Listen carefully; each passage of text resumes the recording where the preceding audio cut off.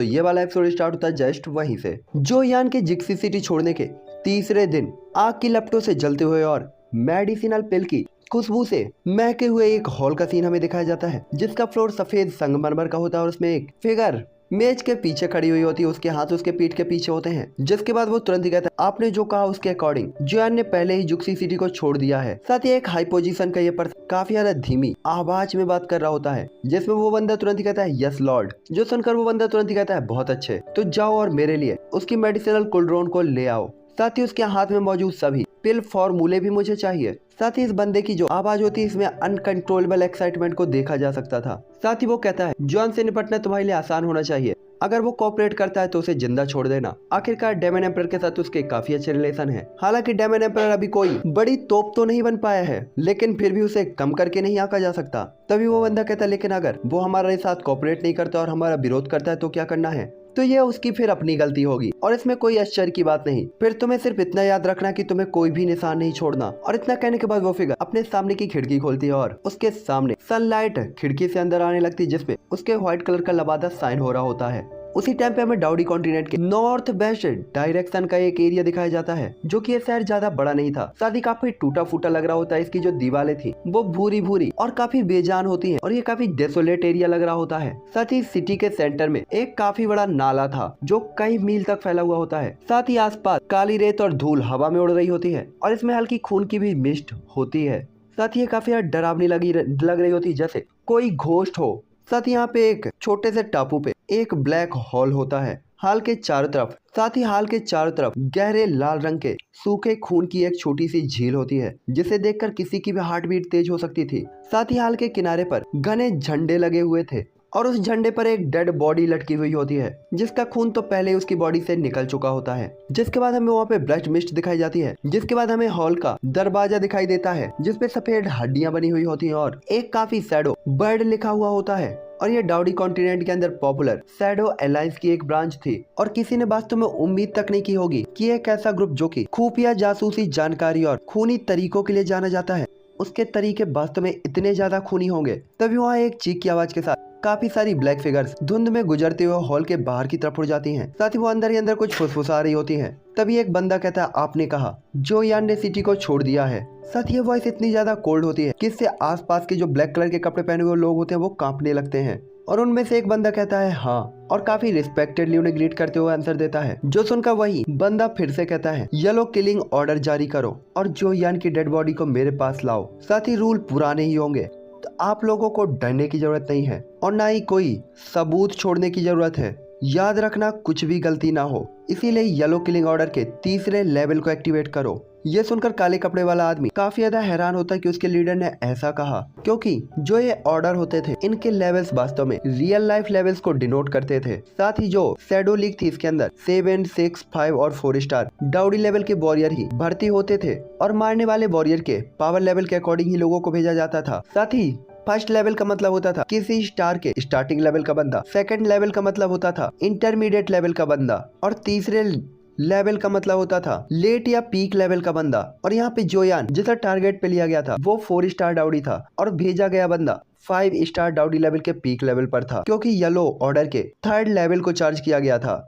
और अगर एक बार मारना अनसक्सेसफुल हो जाए तो ये जो किलिंग ऑर्डर होता है इसे अपग्रेड कर दिया जाता है और स्टेप बाय स्टेप इसे इंक्रीज करते जाया जाता है। साथ ही क्योंकि जो केवल 4 स्टार के लेट स्टेज पर था, शैडो लीग के रूल्स के अकॉर्डिंग इसे केवल येलो किलिंग ऑर्डर का 2nd लेवल होना चाहिए था, फिर भी उन्होंने 3rd लेवल चार्ज किया था। ये सुनकर वो बंदा थोड़ा सा हैरान रह जाता है, इसीलिए वो तुरंत ही कहता है क्या वास्तव में हमें येलो किलिंग ऑर्डर के 3rd रैंक के ऑर्डर को जारी करने की जरूरत है? तभी वो तुरंत ही कहता है लीडर मेन हॉल से हमें जो ऑर्डर मिला है उसके अकॉर्डिंग वो जोयान को कुछ ज्यादा इंपॉर्टेंस देते हैं। हालांकि वो केवल 4 स्टार के लेट स्टेज पर है, लेकिन उसके लिए मिस्टीरियस किलिंग ऑर्डर जारी करने की जरूरत नहीं है, इसीलिए हाईजेस्ट येलो किलिंग ऑर्डर जारी करने के लिए हमें कहा गया था। जो सुनकर चुपचाप सभी लोग अपना सिर हिला देते हैं और ब्लड मिस्ट में गायब हो जाते हैं। दूसरी तरफ जोयान इन सभी स्ट्रेटजी से तो पूरी तरीके से अनजान था कि शैडो लीग और वास्तव में पिल हॉल उसके पीछे पड़ा हुआ है। वो तो बस अपनी फुल स्पीड के साथ जियो क्लिन की तरफ भाग रहा होता है और उनके 6 के 6 लोग कंटिन्यू हवा में उड़ते हुए डी युआन से डी झोउ के अंदर इंटर हो जाते हैं। हालांकि अभी भी वो लोग अपनी स्पीड के साथ बढ़ रहे होते हैं आगे के लिए, लेकिन जोयान अभी भी टेंशन में होता है और ये टेंशन स्ट्रॉन्ग पे स्ट्रॉन्ग होती जा रही होती है। दूसरी तरफ जो याओ वो भी गर्म हो रहे बर्तन के अंदर चींटी के जैसे टेंशन में आता जा रहा होता है। हालांकि जो याओ के कंपैरिजन में जो यान की टेंशन भी कम बिल्कुल भी नहीं होती, लेकिन उनके पास वास्तव में कोई भी ऑप्शन नहीं होता है और वो रात दिन आगे बढ़ रहे होते हैं। साथ ही थोड़ी देर तक उड़ने के बाद आखिरकार यहाँ पे हर कोई एक माउंटेन रेंज में आ गया होता है और माउंटेन के आधे रास्ते को पार कर लिया होता है। साथ ही उस माउंटेन की पीक पर पहुंचने के बाद दूर से देखने पर जो क्लेन के बारे में सब कुछ जो यान की नजरों में आ गया होता है, जो देखकर तो यान पूरी तरीके से गुस्से से भर जाता है। उसकी बॉडी के हर एक एक्यूपंक्चर पॉइंट से उसकी स्काई फायर निकल रही होती है जो बिल्कुल अनकंट्रोलेबल होती है, जिससे चारों तरफ का जो स्पेस होता है वो भी क्रैक हो रहा होता है। और इसके बाद जॉन अपने मुंह से बेतहासा चिल्लाता है, ये देखते हुए कि जो क्लेन तीनों क्लेन अलायंस की काफी ह्यूज क्वांटिटी में आर्मी से घिरा हुआ है और उन तीनों ही डेमन क्लेन्स के झंडे पूरे पहाड़ और जो क्लेन के एरिया में है और इसे अनब्रेकेबल दिखाया जा रहा है, जिसे देखते हुए जो क्लेन को बचाना बिल्कुल इम्पॉसिबल था। जो यान काफी ज्यादा नाराज हो जाता है कि वास्तव में इन्होंने इसके जो क्लेन के अंदर इतनी बड़ी आर्मी लेकर अटैक करने की हिम्मत कैसे की।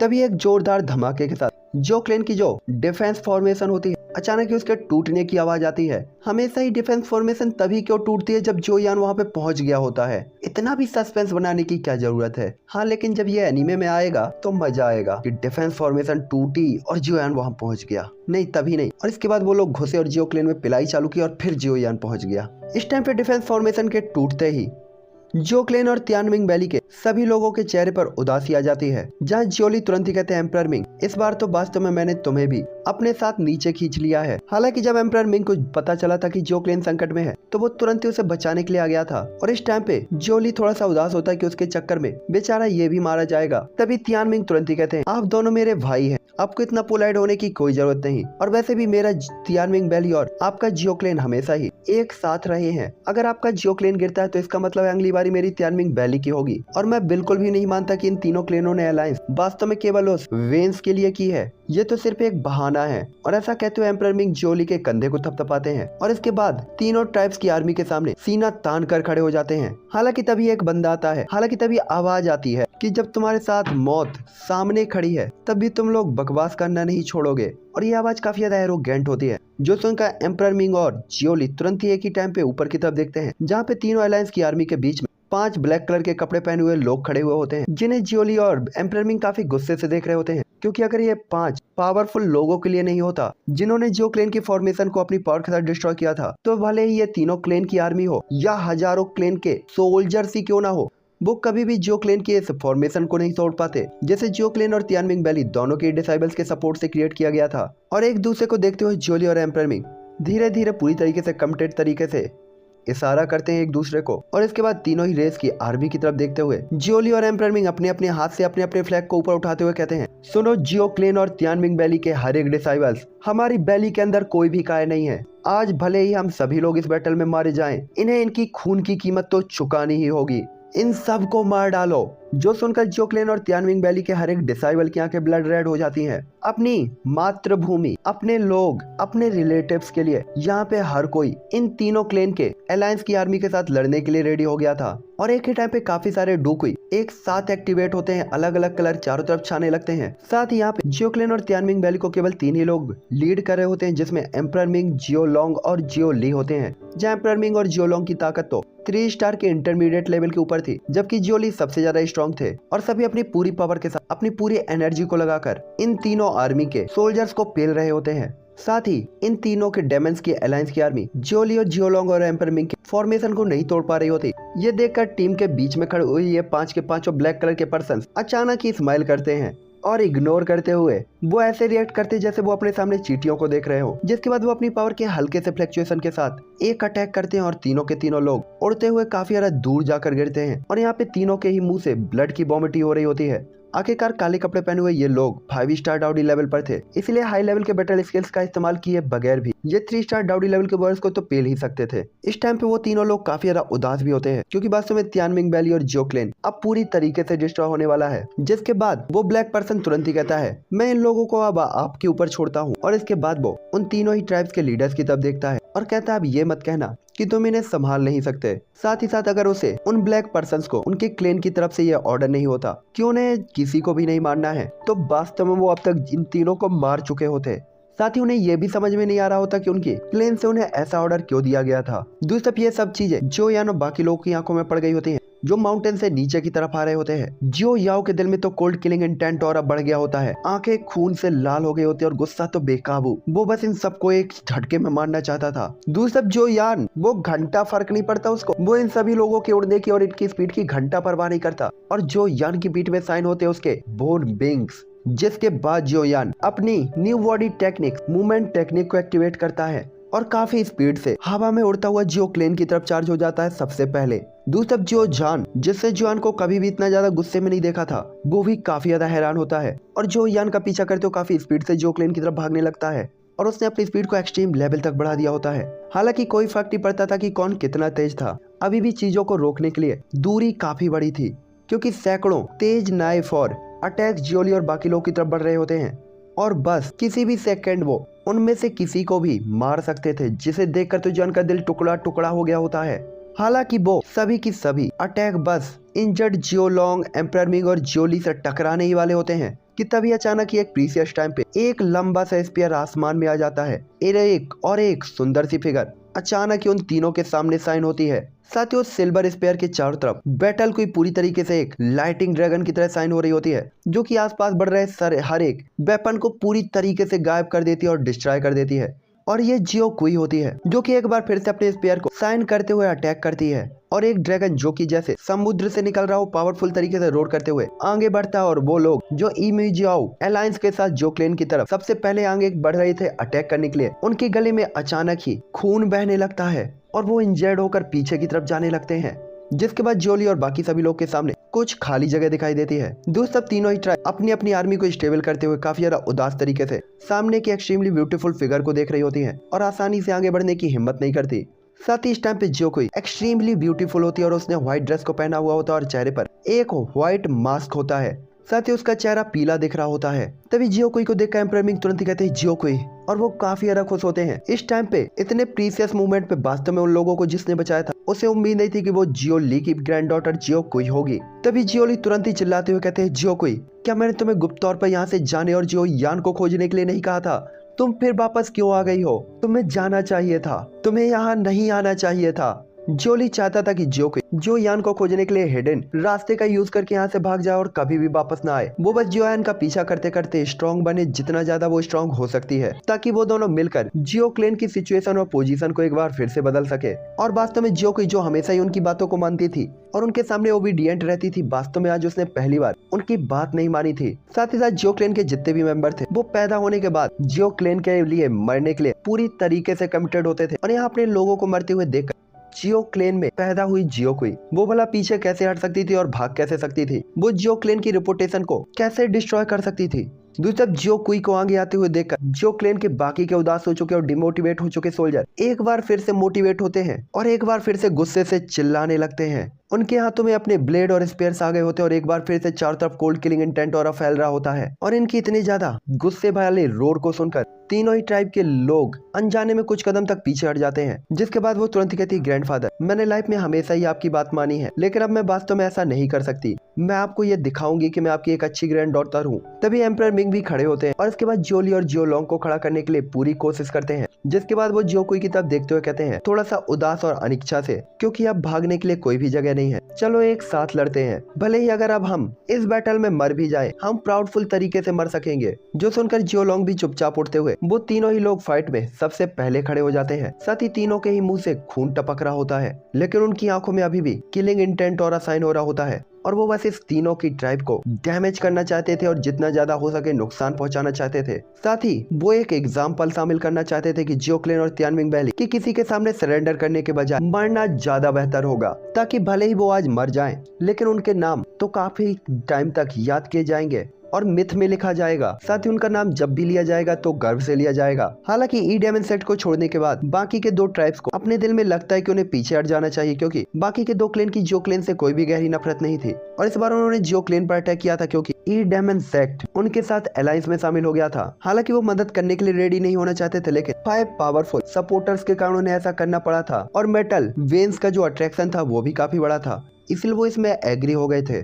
और इसके बाद प्रेजेंट टाइम की लड़ाई इतना बड़ा डिजास्टर बन गई थी। लेकिन वास्तव में ये बैटल बाकी की 2 ट्राइब्स नहीं देखना चाहती थी, क्योंकि वेंस तो काफी ज्यादा इंपॉर्टेंस थी, लेकिन इसका अट्रैक्शन इतना ज्यादा भी नहीं था कि वास्तव में वो अपने क्लेन के लोगों को मरता हुआ देखे। साथ ही इस टाइम पे बाकी की दोनों ट्राइब्स को ऐसा भी लग रहा होता है कि ई डेमन सेक्ट का सपोर्ट करने वाले लोग ये काले कपड़े वाले लोग हैं, जो कि फ्यूचर में उनके दोनों ट्राइब्स को भी डिस्ट्रॉय कर सकते हैं। इसीलिए वो थोड़ा सा और भी उदास हो गए होते हैं और पीछे हटने लगे होते हैं। तभी काले कपड़े वाले बंदे की एक हल्के से खर्राटे की आवाज आती है, जो तुरंत ही कहता है, क्या आप पहाड़ पर बैठकर बाघों को लड़ते हुए देखना चाहते हैं और ट्रेजर्स प्राप्त करना चाहते हैं, या आपके पीछे हटने का कोई और रीजन है? जैसे ही काले कपड़े पहने बंदे की आवाज सुनाई देती है तो इल्यूजनरी मॉन्स्टर रेस और मीजू डेमन ट्राइब दोनों के लोग आगे की तरफ आ जाते हैं और पीछे हटना रोक देते हैं। इल्यूजनरी डेमन ट्राइब के सभी लोगों ने स्कारलेट रेड कलर के कपड़े पहने हुए होते हैं और उनके बाल भी रेड होते हैं। I mean illusionary monster tribe के लोग। साथ ही इल्यूजनरी मॉन्स्टर रेस के जो एल्डर जुओ थे, उनकी पावर 3 स्टार डाउडी के इंटरमीडिएट लेवल पर थी, जो डी जो के 10 पावरफुल पावर हाउसेस में से एक थे। और इल्यूजनरी मॉन्स्टर रेस के अंदर उनकी जो रेपुटेशन थी वो काफी हाई थी। और उन्होंने ब्लैक कलर के कपड़े के पहने हुए बंदे की जब ये बात सुनी और उसका एरोगेंट बिहेवियर सुना तो उनकी आंखें रेड हो जाती हैं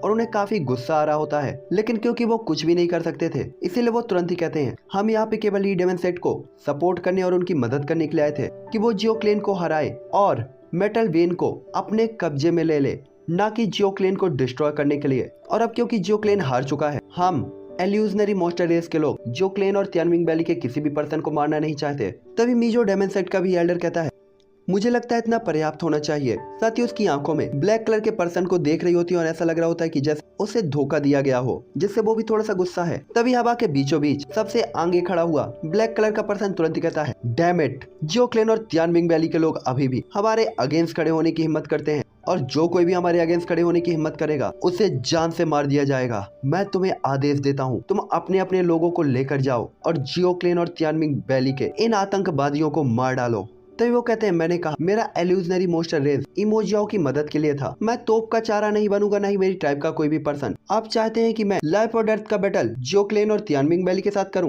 और इसके बाद आप हमारे इल्यूजनरी मॉन्स्टर रेस और मी क्लेन के साथ फाइट करके उन्हें खत्म कर दें। ये हमारे एग्रीमेंट के अकॉर्डिंग किया जाना चाहिए और हमें लगता है कि वेंस को प्राप्त करने के लिए इतनी चीजें काफी हैं। तभी काले कलर के कपड़े पहने वो पर्सन हंसते हुए कहता है, तुम मेरे ऑर्डर्स को ना मानने की गलती कर रहे हो। जहाँ तक तुम्हारे छोटे से इल्यूजनरी मॉन्स्टर रेस और मी क्लेन का सवाल है, मैं उन्हें केवल चुटकी बजाकर नष्ट कर सकता हूँ।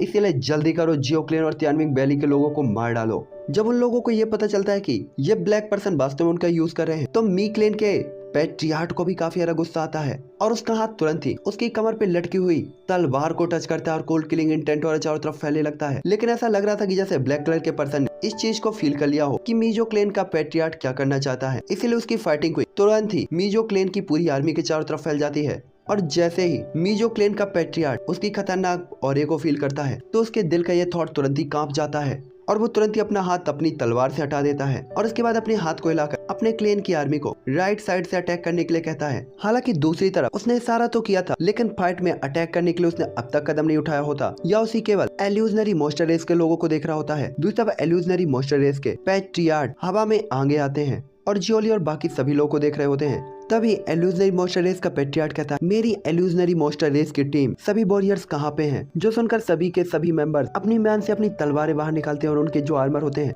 अचानक ग्लो करने लगते हैं। तभी वो तुरंत ही कहता है, मैं इल्यूजनरी मॉन्स्टर क्लेन के हर एक मेंबर के ब्रेवरी ऑनेस्टी से पूरी तरीके से वाकिफ हूँ। साथ ही आमतौर पर हमारी जियो क्लेन के साथ जो रिलेशन है वो काफी अच्छे हैं और तियानमिंग वैली से भी हमारी जो फाइट है वो केवल वेंस के लिए कॉम्पिटिट करने के लिए है, ना कि जियो क्लेन को डिस्ट्रॉय करने के लिए। हालांकि ई डेमन सेक्ट जियो क्लेन को डिस्ट्रॉय करना चाहता है और ये वेंस को जब्त करने की लड़ाई नहीं लगती, इसीलिए हम अब इनकी मदद और नहीं करेंगे। दूसरी तरफ जियो की भी ऊपर ब्लैक पर्सन की तरफ देखते हुए कहती है, मैं पूछना चाहती हूँ कि जियो क्लेन को डिस्ट्रॉय करने के बाद आप क्या करेंगे? जिसमें वो बंदा कहता है, हमें तियानमिंग वैली जाना होगा। तभी जियो की कहती है, फिर आगे क्या इल्यूजनरी मॉन्स्टर रेस और फिर मी क्लेन की बारी होगी? जिस पे ब्लैक पर्सन इसे इग्नोर कर देता है। जो सुनकर मी क्लेन का पैट्रियार्ट याओसी उसकी आंखें तो काफी ज्यादा नाराज हो जाती हैं कि वास्तव में यह बंदा उन्हें भी डिस्ट्रॉय कर सकता है और इसके बाद वो अपने सामने इल्यूजनरी मॉन्स्टर रेस की तरफ देखने लगता है और इसके बाद जोर से कहता है, आज अगर हम अपने लिए नहीं लड़ते तो वास्तव में जियो क्लेन को खत्म करने के बाद ये हमें भी खत्म कर देंगे और हमारे पास इनके साथ फाइट बैक करने की भी पावर नहीं होगी। जियो क्लेन अभी भी अनब्रेकेबल तरीके से खड़ा हुआ है और तियानमिंग वैली भी वफादारी से उनकी मदद कर रही है, जो कि सराहनीय है। तो फिर हम गलत कैसे कर सकते हैं? हमें तोप का चारा नहीं बनना चाहिए। क्या आप सभी लोग तैयार हैं जो क्लेन और तियानविंग वैली के साथ शामिल होकर इन लोगों के साथ फाइट करने के लिए? याओ सी की बात को सुनकर तो जियो क्लेन और तियानविंग वैली के एल्डर एम्परर मिंग भी काफी हैरान होते हैं। उन्होंने कभी नहीं सोचा था कि याओ सी वास्तव में ऐसा कुछ कहेगा। दूसरी तरफ वो ब्लैक पर्सन भी काफी हैरान होता है कि याओ सी उनके अगेंस्ट जाकर इल्यूजनरी मॉन्स्टर रेस को लीड करेगा। जिसके बाद वो ब्लैक पर्सन तुरंत ही कहता है, चींटियों का ग्रुप अब विद्रोह करने की हिम्मत करता है। तुम इल्यूजनरी मॉन्स्टर रेस के लोग मेरे अगेंस्ट जाने की हिम्मत करते हो? क्या तुम्हें डर नहीं है कि तुम्हारा पूरा क्लेन खत्म कर दिया जाएगा? इस टाइम पे ये बंदा काफी ज्यादा नाराज होता है। तभी याओ सी अपने डैगर को बाहर निकालते हुए कहता है, आज नहीं तो कल हमें मरना ही है और देर सवेर हम और बुरी मौत मरेंगे। इससे बेहतर है यहाँ मरना। और मेरा मानना है इल्यूजनरी मॉन्स्टर रेस के पैट्रियार्ट मेरी इस बात से तो एग्री ही होंगे। हालांकि इल्यूजनरी मॉन्स्टर रेस के लोग अभी भी सेंट के बारे में कुछ नहीं जानते थे, इसीलिए उन्होंने जियो क्लेन के ऊपर अटैक कर दिया था। अगर उन्हें वास्तव में पता होता कि जियो क्लेन ने मॉन्स्टर क्लेन को उनकी सेंट को लौटाया है तो वो कभी भी ऐसा नहीं करते, क्योंकि उन्हें पता था कि ऐसा करने पे मॉन्स्टर एम्परर निश्चित तौर पर उनके जैसे हजारों मॉन्स्टर क्लेन को डिस्ट्रॉय कर देता। और दूसरी तरफ जियो क्लेन, जो यान और बाकी सभी लोग तो यहाँ पे पहुंचने ही वाले थे, तो उनके एक्शन के साथ ही साथ इल्यूजनरी मॉन्स्टर रेस भी बच सकती थी, बल्कि उनका सपोर्ट जो यान को भी काफी प्रॉफिट पहुंचा सकता था। तभी जियोली तुरंत ही कहते हैं, आज ये पहली बार है जब मेरा जियो क्लेन तियानविंग वैली और इल्यूजनरी मॉन्स्टर क्लेन सेना में शामिल हुए हैं। शायद ये आखिरी बार भी हो सकता है, लेकिन इल्यूजनरी मॉन्स्टर क्लेन के सेना में शामिल होने से कोई फर्क नहीं पड़ता ये क्या है। मेरा जियो क्लेन से हमेशा याद रखेगा कि बैटल में इल्यूजनरी मॉन्स्टर रेस ने हमें अपनी काइंडनेस दिखाई थी, और कोई बात नहीं, जियो क्लेन निश्चित तौर पर आपकी इस काइंडनेस का बदला जरूर चुकाएगा। तभी याओ सी तुरंत ही कहते हैं, आप लोगों के साथ हाथ मिलाकर लड़ना मेरे लिए पहले ही खुशी की बात है, और भले ही आज मैं मर जाऊं, लेकिन वास्तव में ये सब इसके लायक होगा। और इसके बाद याओ सी अपने इल्यूजनरी मॉन्स्टर क्लेन को लीड करते हुए अपने अगेंस्ट आर्मी को देखने लगते हैं। हालांकि दूसरी तरफ जोली, एम्परर मिंग, याओ सी और जियोलोंग सामने खड़े होते हैं और इनके सामने घुटने नहीं टेक रहे होते। ये देखकर मीजो सेक्ट के पैट्रियार्ट को अपने दिल ही दिल में काफी ज्यादा उदास फील होता है और वो अपनी म्यान को कसकर पकड़ लेता है और आगे बढ़ने के बारे में वो सोच ही रहा होता है कि तभी अचानक ब्लैक पर्सन के आवाजों से उसके दिल का ये ख्वाब तुरंत ही टूट जाता है, क्योंकि उसने कहा था, अगर तुम उनके साथ लड़ना चाहते हो तो मैं तुम में से किसी को भी दोबारा पैदा नहीं होने दूंगा। रुक जा बेटा, लुंगी फाड़ के न घसीटा जियो यान ने तो उसका नाम जियो यान नहीं। लो ग्रेड के लड़ने वाले डाउडीज को सबके सामने उसके अगेंस्ट खड़ा होता देखकर ब्लैक कलर के कपड़े पहने हुए गुस्से से उसका लीडर हंसने लगता है, और इसके बाद उसका हाथ अचानक से कांपता और दो इल्यूजनरी ब्लैक चेन्स निकलती हैं। जिसके बाद वो कहता है, गद्दार को हमेशा ही मार डाला जाना चाहिए। जिसके बाद वो जानता था जियो क्लेन तियानविंग वैली और इल्यूजनरी मॉन्स्टर रेस के बीच में केवल दो ही स्ट्रॉन्ग लोग हैं जो उससे लड़ सकते हैं, जो यहाँ पे फाइट कर सकते हैं, वो है जियो कुई और याओ सी। इसीलिए उसने उन दोनों के ऊपर अटैक कर दिया होता है। साथ ही उसकी खतरनाक ब्लैक कुई चेन्स घूमते हुए जियो कुई के स्पेयर को तुरंत ही अपनी चेन्स में लपेट लेती है।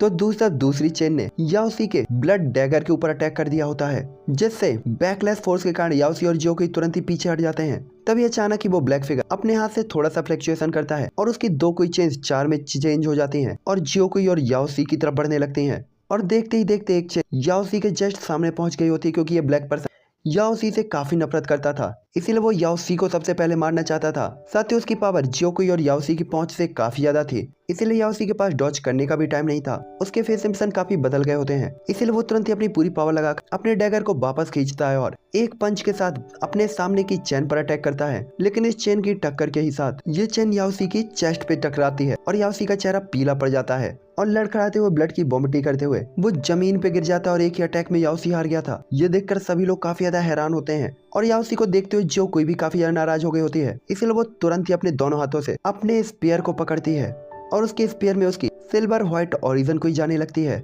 जिसके बाद वो अपनी पूरी पावर का यूज करते हुए सीधा ही अपने स्पेयर से ब्लैक कलर के पर्सन के ऊपर अटैक कर देती है और इसका स्पेयर ब्लैक कलर के पर्सन के पास पहुंचते हुए इसके साथ जो वैक्यूम लेके जा रहा होता है उससे ब्लैक कलर के पर्सन के कपड़े उसकी बॉडी से कसकर चिपक गए होते हैं, जो देखकर वो बंदा तुरंत ही कहता है, बहुत अच्छी निशानेबाजी। कितनी बुरी बात है कि इस छोटे से जियो क्लेन के पास वास्तव में इतना अच्छा बैटल स्किल है, और वो काफी ज्यादा हैरान होता है। जिसके बाद वो तुरंत ही हंसते हुए अपनी ताकत को यूज करता है और कहता है, चाहे स्किल कितना भी पावरफुल क्यों ना हो, तुम अभी भी उतनी पावरफुल नहीं हो। साथ ही लड़की, तुम काफी ज्यादा सुंदर हो, तो तुम्हारी सुंदरता की खातिर मैं तुम्हें नहीं मारूंगा, बल्कि मैं तुम्हें ई डेमन सेक्ट के अपने भाइयों को दे दूंगा। काले कपड़े वाले आदमी की बात को सुन ईमो सेक्ट के जितने भी लोग होते हैं वो लोग तो तुरंत ही जलती हुई आंखों के साथ हंसने लगते हैं और जियो कुई की पूरी बॉडी की तरफ देखने लगते हैं, जिससे जियो कुई काफी ज्यादा गुस्से में आ जाती है और उसकी पूरी बॉडी कांपने लगती है गुस्से से और वो अपने स्पेयर के अंदर पूरी ही पावर डालने लगती है। साथ ही वर्ल्ड रैंक की इंटरमीडिएट बैटल स्किल जो कि डेमन एम्परर ने उसे दी थी, जो क्वीन ने अपनी पूरी पावर के साथ इसे मास्टर किया था, जिसकी स्पीड काफी ज्यादा तेज थी। और अगर 3 स्टार डाउडी लेवल की पावर के साथ इस अटैक को यूज किया जाता है तो 3 स्टार डाउडी लेवल के किसी भी वॉरियर के लिए इसे रोक पाना नेक्स्ट टू इम्पॉसिबल था। लेकिन अफसोस की बात थी कि ओपोनेंट ब्लैक कलर का पर्सन था जो कि उससे काफी पावरफुल था।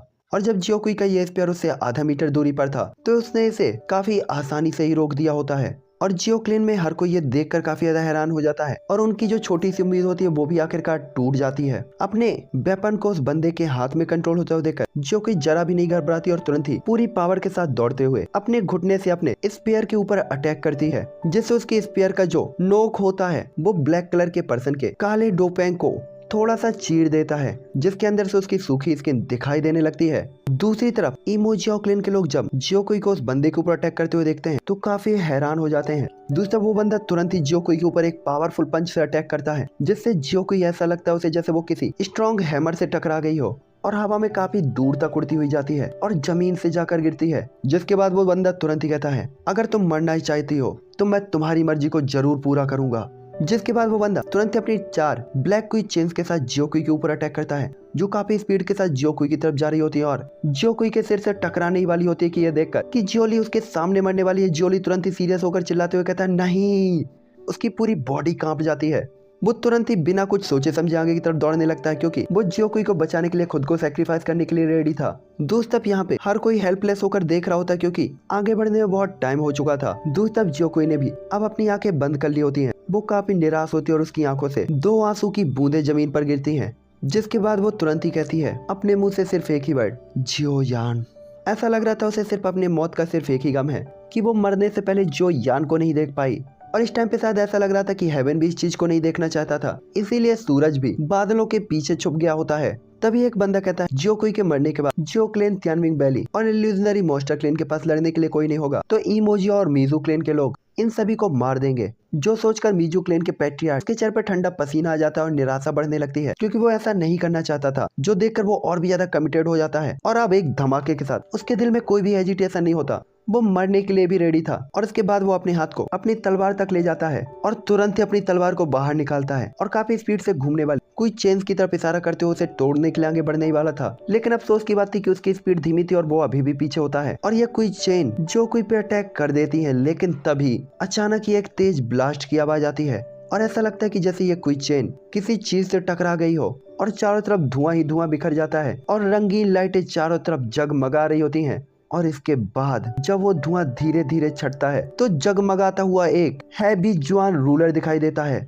जिसके जमीन पे गिरते ही पूरी तरफ क्रैक ही क्रैक छा गए होते हैं। और दूसरी तरफ वो ब्लैक क्वीन चेन्स हैवी जुआन रूलर से टकराकर इंच दर इंच टूटकर ब्लैक फॉग में बदलकर गायब हो गई होती हैं।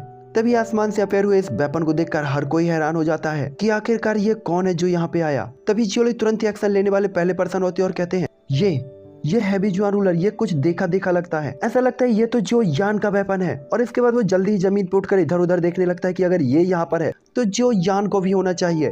लेकिन उसे तुरंत याद आता है कि जब जो यान गया था तो वो स्टार्टिंग लेवल के 3 स्टार डाउडी पर था। लेकिन अब उसके इस वेपन की पावर को देखते हुए ऐसा लगता है कि उसकी पावर इस ब्लैक पर्सन से कम बिल्कुल भी नहीं है, जिससे जियो ली का चेहरा अचानक ही खिल उठता है। दूसरी तरफ जियो तुरंत ही अपनी आंखें खोलते हुए कहती है, हस्बैंड क्या तुम वापस आ गए। और उसके बाद वो उदास तरीके से खड़े होते हुए इस जाने पहचाने वेपन को देख रही होती है, तो उसके चेहरे पर एक अलग ही एक्साइटमेंट होता है। इतने सालों की चिंता और इंतजार अचानक ही पूरी तरीके से हट गया होता है। उसकी आंखें पूरी तरीके से गीली हो गई होती हैं कि वास्तव में इतने प्रीसियस मोमेंट पे उसे जिसने बचाया वो उसका हस्बैंड है। तभी जब सभी लोग जियोकुई से हस्बैंड नाम सुनते हैं तो वो तुरंत ही कहते हैं जियोकुई का हस्बैंड, क्या वो जियो क्लेन है? क्या वो जियो क्लेन का वो सबसे टैलेंटेड पर्सन जो यान है, जो कुछ दशकों पहले ही डाउडी पे कॉन्टिनेंट पर आया था? वो वास्तव में 5 स्टार डाउडी लेवल के वॉरियर के अटैक को तोड़ सकता है? क्या वो इतना पावर हो गया है?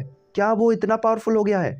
या तो याओसी भी हैरान होते हैं, उन्हें विश्वास नहीं हो रहा होता। तभी जियोलोंग उसके कंधे को थपथपाते हुए कहते हैं, रुक जा भाई, हमें ऐसे झटकों की आदत हो चुकी है, तू भी झेलना सीख जा। हालांकि जब यहाँ पे पूरी भीड़ हैरान और एक्साइटेड होती है तभी एक फिगर अचानक ही नीचे अपेयर होती है, जिसने काले कपड़े पहने आदमी को इग्नोर मार दिया होता है, जो मीजो क्लेन के पैट्रियार्क के हाथ पर नजर डालता है, जिसके हाथ में स्वॉर्ड थी। जिसके बाद वो मुड़कर जियो क्लेन के लोगों की तरफ देखता है और ये ऑब्वियसली जो यान होता है। जिसके बाद जॉन तुरंत ही कहता है, मैं वापस आ गया हूँ, अब देखता हूँ किसके बाप में दम है कि वो आप में से किसी को भी टच करके दिखाए।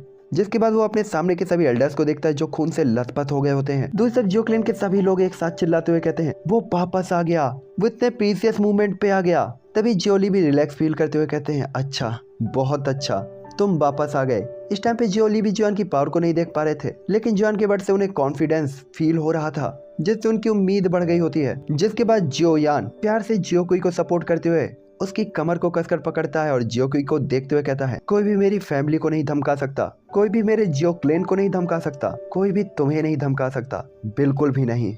और इसी के साथ चलो अब ये एपिसोड यहीं पे एंड करते हैं। मैं मिलूंगा आपसे नेक्स्ट एपिसोड पे, और नेक्स्ट एपिसोड होने वाला है सबसे इंटरेस्टिंग, क्योंकि वहां पे होने वाली है असली पिलाई। तो इसी में है भलाई की। वीडियो लाइक शेयर सब्सक्राइब कर दो। आज का वीडियो अगर पसंद आया और लाइक शेयर सब्सक्राइब कम हुए तो कल का वीडियो मैं बनाऊंगा ही नहीं। फिर बैठे रहना सस्पेंस में कि क्या होने वाला है। हालांकि क्या ही सस्पेंस है, पिटाई होगी और क्या।